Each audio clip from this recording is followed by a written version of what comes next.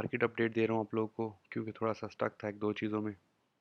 और मार्केट काफ़ी ज़्यादा वॉलेटाइल रही, लेकिन मैं अपने टेलीग्राम चैनल पर आप लोगों को साथ साथ गाइड कर रहा था कि कौन सी पोजीशंस पे अवॉइड करना है और कौन सी पोजीशंस आप लोगों ने लेनी है। क्योंकि एग्जैक्ट एंट्री पॉइंट और एग्जिट पॉइंट मैं आप लोग को टेलीग्राम पर भी नहीं बताता, क्योंकि आप लोग को मुझे नहीं पता कि किसका कितना अकाउंट है, कोई कितनी लेवरेज यूज़ करता है, कोई कोई किस लिहाज से ट्रेड उठाता है, तो वो ट्रेड आपके अगेंस्ट भी जा सकती है। तो अल्हम्दुलिल्लाह हमने अपने वीआईपी में और पर्सनल ट्रेड में सक्सेसफुल बीटीसी की ट्रेड्स उठाई हैं। 4 से 5 ट्रेड्स सक्सेसफुल उठाई हैं अक्टूबर के इस शॉर्ट स्पैम में। सो करंटली बीटीसी ट्रेड हो रहा है 27,890 पर। थोड़ा सा वीक लग रहा है, एक रिट्रेसमेंट ले सकता है 27,000 तक की। 27,200 के एरिया को होल्ड करना बहुत इंपॉर्टेंट है। वो एक साइकोलॉजिकल पार्ट भी है बीटीसी का।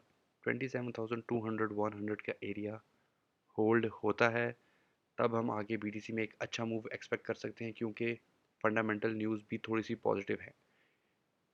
आपको याद होगा कोविड-19 में जब पूरी दुनिया के ऊपर क्राइसिस थे, तब बीटीसी की प्राइजेस ने बहुत ज़्यादा हाइक किया था, बहुत ज़्यादा टॉप पे गई थी। क्यों? इसकी सिंपल वजह ये है कि जब पूरी दुनिया के काम बंद होते हैं, मार्केट्स बंद होती हैं, इंडस्ट्रीज़ बंद होती हैं, तो लोग घरों में महदूद होते हैं।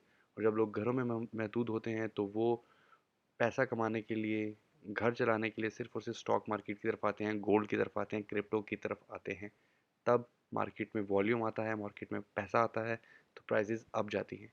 करंटली इसराइल और फ़लस्तीन की एक वॉर चल रही है, जो कि आहिस्ता-आहिस्ता पीक पकड़ी है। अगर ये फर्दर पीक पकड़ती है, तो ये स्टॉक मार्केट, गोल्ड मार्केट और क्रिप्टो की मार्केट के लिए एक अच्छा साइन हो सकता है।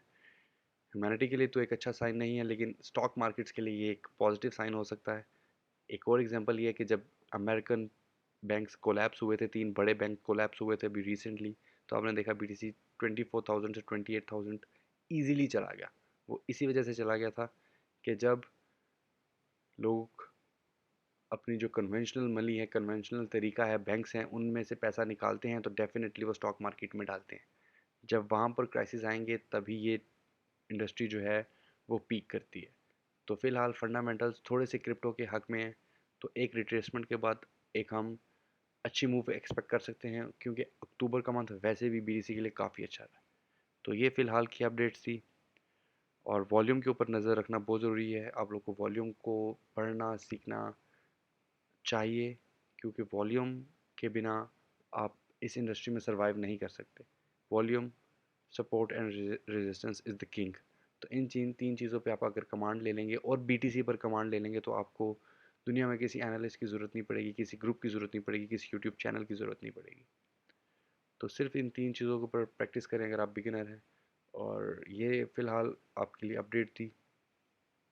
27,000 एरिया को होल्ड करना बहुत इंपॉर्टेंट है, होल्ड रहता है तो हम अच्छे मूव्स एक्सपेक्ट करेंगे अक्टूबर के मंथ में। Thank you.